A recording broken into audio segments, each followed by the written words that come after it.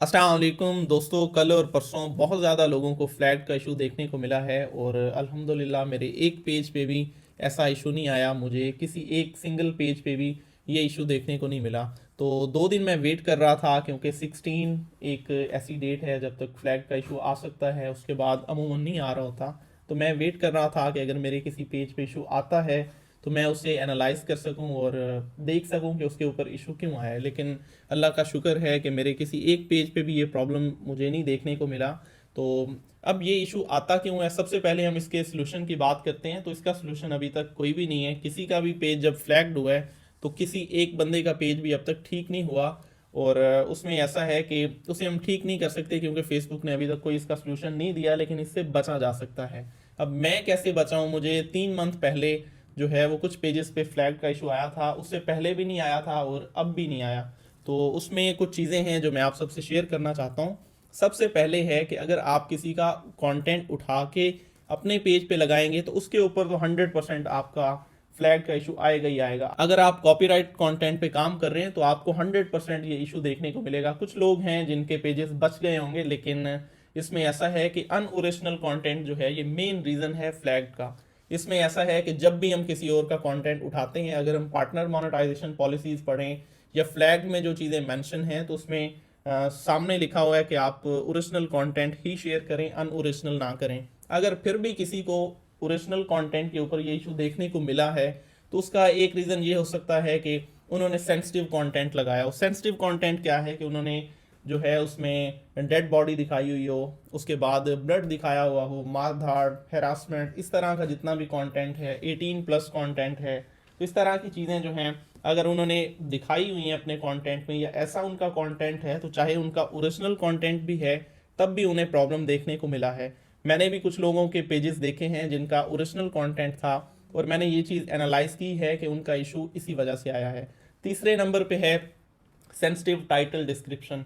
For example हमारी video में कोई ऐसा सेंसिटिव कंटेंट नहीं है, कुछ नहीं है, लेकिन उसमें उसका टाइटल जो है या उसका डिस्क्रिप्शन जो है वो बहुत ज़्यादा सेंसिटिव है। उसमें ऐसी चीज़ें डिस्कस हुई हुई हैं जो फेसबुक के कम्युनिटी स्टैंडर्ड्स के अगेंस्ट हैं, तो तब भी ये इशू देखने को मिला है। तो आप जब भी टाइटल लगाएं या डिस्क्रिप्शन लगाएं, बड़ा सिंपल सा लगाएं। कुछ लोग वीडियो पे व्यूज़ लेने के लिए भी इस तरह का टाइटल यूज़ कर रहे होते हैं, एक सस्पेंस क्रिएट कर रहे होते हैं। तो इस तरह का आपको टाइटल यूज़ नहीं करना चाहिए। आपने देखा होगा कि कभी कभार रिकमेंडेशंस के सेक्शन में भी आ रहा होता है कि आपका ये कंटेंट फ्लैग हुआ है, आप इसे डिलीट करें, ये आपकी रिकमेंडेशंस को इफेक्ट कर रहा है। तो आपने हमेशा जो टाइटल है और डिस्क्रिप्शन है ये बड़ा ही सिंपल रखना है। उसके बाद है स्पैमिंग। अब स्पैमिंग क्या है? स्पैमिंग बेसिकली ये है कि आप देख रहे होते हैं कि कुछ पोस्टें आ रही होती हैं जो परफॉर्मेंस बोनस पे काम कर रहे हैं या किसी और टूल पे काम कर रहे हैं, लेकिन वो पिक्चर्स लगा रहे होते हैं उसमें BMW वाला एक बहुत फेमस सा, आप समझ लें कि वो एक कंप्लीट डिस्क्रिप्शन बनी हुई है।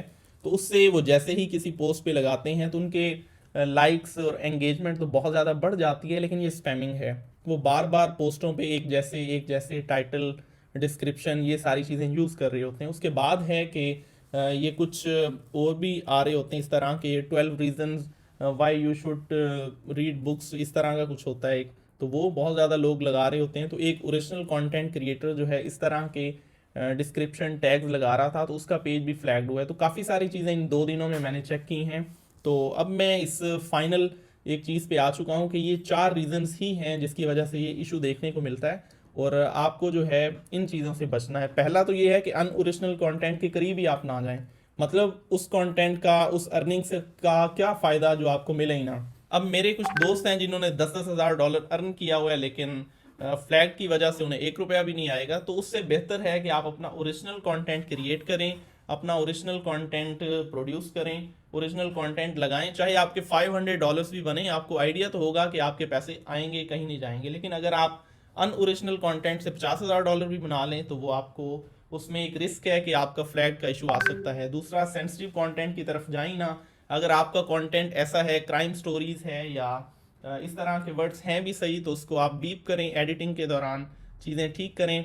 अगर उसमें आप टाइटल यूज़ कर रहे हैं तो टाइटल ऐसा यूज़ ना करें, डिस्क्रिप्शन ऐसा यूज़ ना करें, स्पैमिंग की तरफ ना जाएं, बार बार एक जैसा टाइटल यूज़ ना करें, डिस्क्रिप्शन यूज़ ना करें। तो आप इन चीज़ों से बच सकते हैं क्योंकि मैंने ये सारी चीज़ें इम्प्लीमेंट की हैं और मुझे उसके रिजल्ट्स मिले हैं। मेरा एक पेज भी फ्लैग नहीं हुआ।